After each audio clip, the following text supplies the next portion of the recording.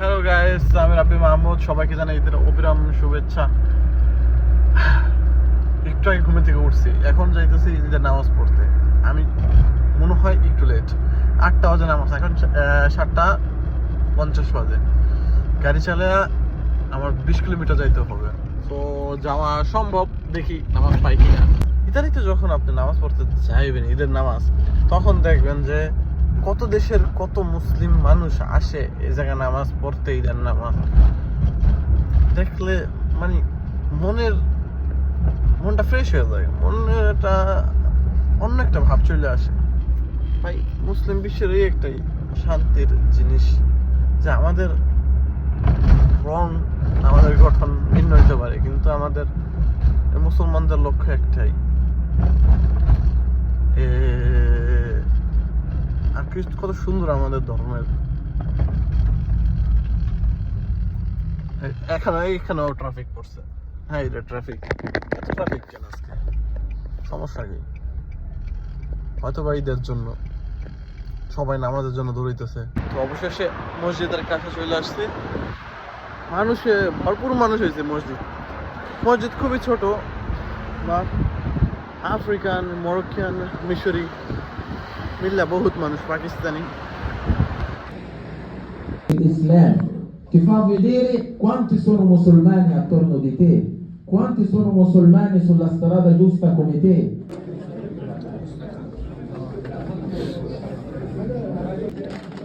ঈদের জন্য এই জায়গায় খাবারের সিস্টেম করছে।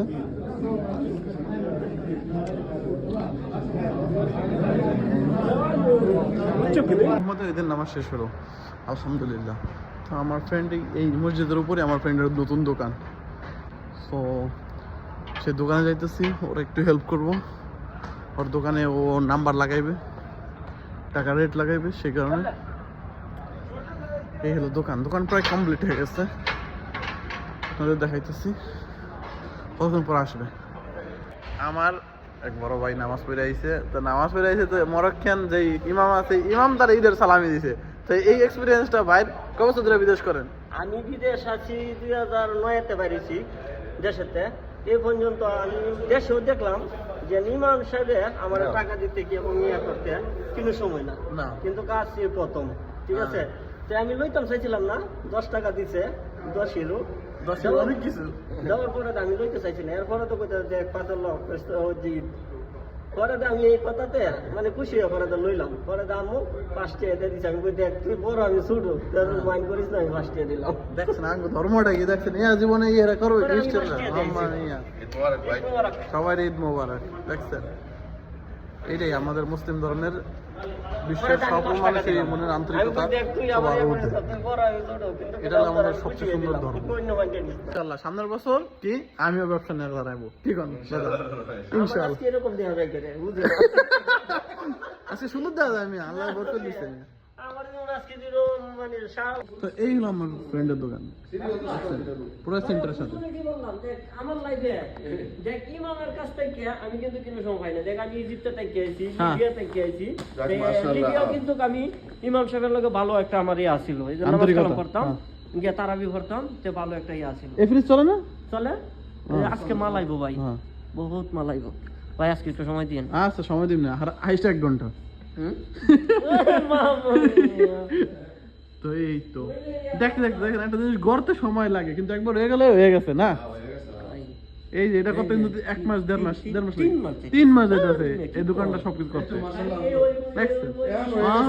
এই 2-3 থাক মাল বলতে পারলেই দোকান হয়ে গেছে। মনস্টার আসছে, রেড বুল আসছে, ফ্রুটো আসছে, পেপসি, সোডা, ড্রিঙ্কস এর অভাব নাই। কেন শুটকি আছে, বাঙালি খাবার শুটকি আছে। তো যারা আমার ভিডিও দেখবেন, পেরোজার ভিতরে আছেন, স্টেশনের পাশে, এই আমাদের বাঙালি ভাই আলামিন ভাই বেশিরভাগ মানুষ চেনে, আসবেন। আরো মাছ 18 পদের মাছ আছে, 18 পদের মাছ, আর এগুলো বড় ডিবা, বড় মাছ, তেলাপিয়া, দেশি মাছ সব ফ্রিজ আছে 4টা, আরো ভরা দেবে ইনশাআল্লাহ। ওই জায়গাতে কাঁচামাল উঠবো, এই জায়গাতে ক্যাশ। এই ক্যাশটা খুঁজতে যা হইছে, মাম্মা মিয়া, চায়না থেকে কত বড় অর্ডার দেওয়া হয়েছে না, সেই একটা ক্যাশ না। মাশাআল্লাহ হয়ে গেছে, দেখছেন কইতে কতক্ষণ লাগে গড়তে কতক্ষণ লাগে আলহামদুলিল্লাহ বলেন না দৌড়াদৌড়ি আছে অনেক প্রচন্ড প্রচন্ড দৌড়াদৌড়ি আছে ইতালিতে ব্যবসা করাটা অনেক সবকিছু এটা তো খাটনি আর risk। বলে ঘর উড়াইলাম আর মাল আনলাম আর ওই যে ইয়া বেচলাম হ্যাঁ। এরকম না এরকম না ওই ওই কাগজ মাখা পাতি সই দিতে সময় লেগে থাকে না। তো আমার সেই ফ্রেন্ডের দোকানের জন্য এই বড় ফ্রিজটা আনছে। সেই বড় ফ্রিজটা এই ছোট একটা জায়গার ভিতরে ঢুকাইবে। তো ওরা এমন মেশিন আছে যে ফ্রিজটা মনে করেন বাইধা সোজাসুজি এইটার মাধ্যমে ভিতরে ঢুকাইবে। এটা ওজন আছে 300 কেজি। তো কি টেকনিকটা অবলম্বন করতেছে দেখছেন। আর একটা ব্যবসা করতে মনে করেন বহুত খাটনি দেওয়া লাগে বেশি। ব্যবসা বাণিজ্য করা তো সহজ না, কতটা ধৈর্য লাগে। ব্যবসায় বেটার ইতালিতে, কারণ কর্ম যদি মানুষের আন্ডারে কাজ করেন তাহলে মনে করেন অনেক কথা শুনতে হয়। আর নিজের যদি একটা ব্যবসা থাকে তাহলে মনে করেন যে নিজের সব কিছু রিল্যাক্সলি নিজের মতন কাজ করলেন, কেউ আপনাদের ডাক দিল না পিক দিল না, এর জন্য বেটার। একটু কষ্ট হলেও ব্যবসা করাটাই বেটার।